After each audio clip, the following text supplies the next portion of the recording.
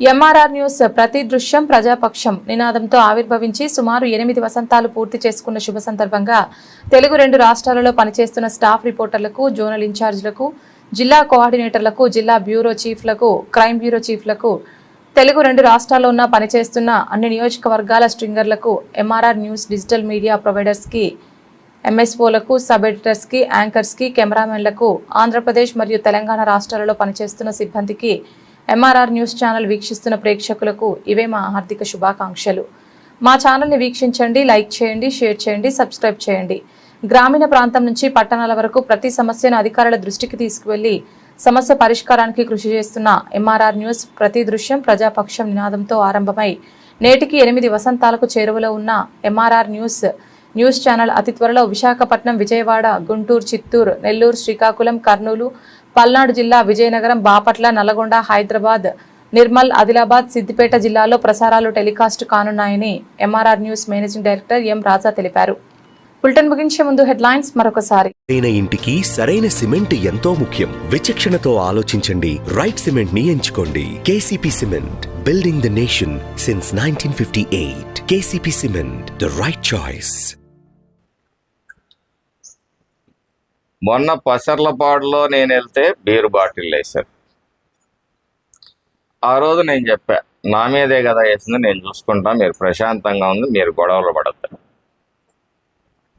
ఈరోజు మాచర్లలో రాంబాబు మీద ఏదైతే జరిగిన దాడి ఉందో, ఇది వారం 10 రోజులుగా జరుగుతున్న కుట్ర.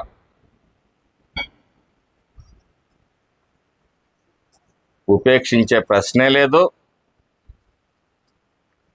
చట్టం ఏ పరిధిలో వాళ్ళకి పనిష్మెంట్ ఇవ్వాలో, బుద్ధి చెప్పాలో చెప్తుంది.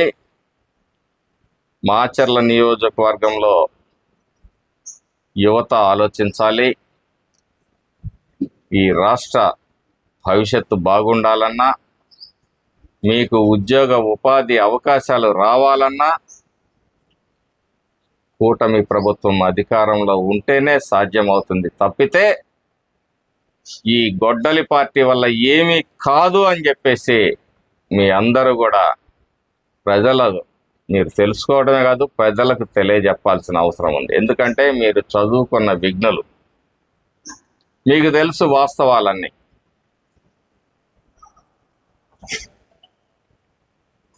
మాట్లాడాలంటే చాలా విషయాలు ఉన్నాయి. కాబట్టి నేను మీ నాయకుడికి చెప్పదలుచుకోలేదు ఇక్కడ.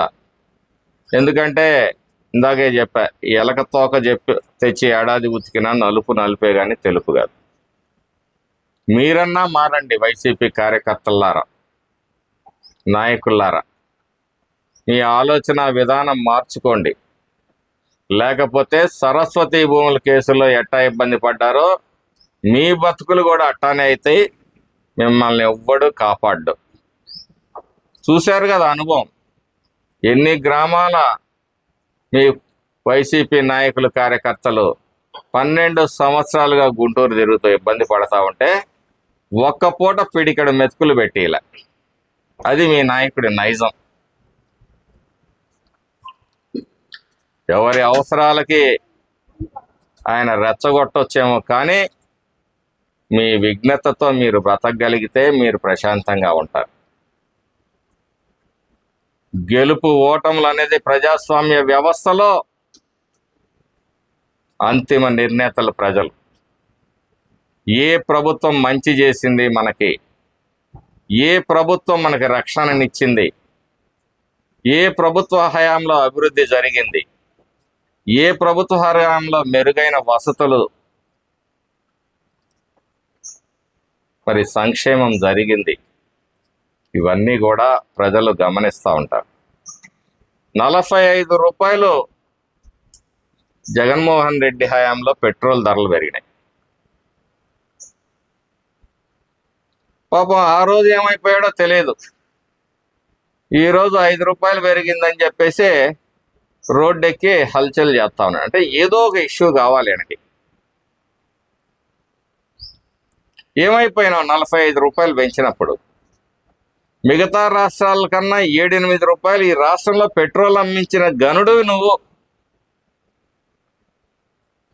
చరిత్ర మర్చిపోతే మళ్ళొక్కసారి ప్రజలందరూ కూడా మరి మన చేతిలో ఉంది ప్రపంచం, ఆ ప్రపంచంలో చూడండి.